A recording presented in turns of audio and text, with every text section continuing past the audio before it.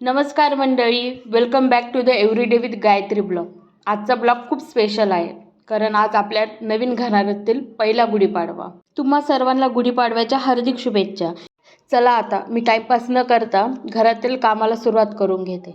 सगळ्यात आधी देवपूजा करून घेतली.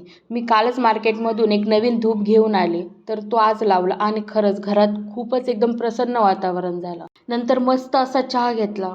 तुम्हाला तर माहितीच आहे, सकाळचा चहा घेतला नाही तर डोकंच चालणार नाही. नंतर टाईमपास न करता रांगोळी काढायला बसले.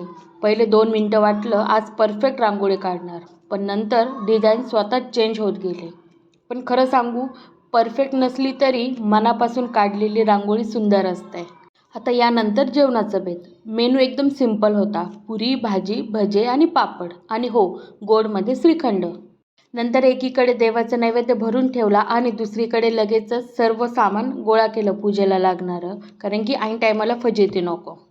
मग आता सुरू झाला सगळ्यात कन्फ्युजिंग टास्क. आज साडी कोणती घालायची. 5 मिनटामध्ये डिसाईड करायचं ठरवलं होतं, पण 15 मिनटं गेले आणि शेवटी एक साडी फिक्स करून पटकन रेडी झाले. सखी, गुढीपाडवा म्हणजे आपल्या मराठी नवीन वर्षाची सुरुवात. म्हणूनच गुढी हे विजयाचं आणि आनंदाचं प्रतीक मानलं जातं. आणि म्हणूनच आपण घराबाहेर गुढी उभारतो. ती आपल्यासाठी सुख, समृद्धी आणि पॉझिटिव्ह एनर्जी घेऊन येते. चला तर मंडळी, तुमचा गुढीपाडवा कसा झाला कमेंटमध्ये नक्की सांगा.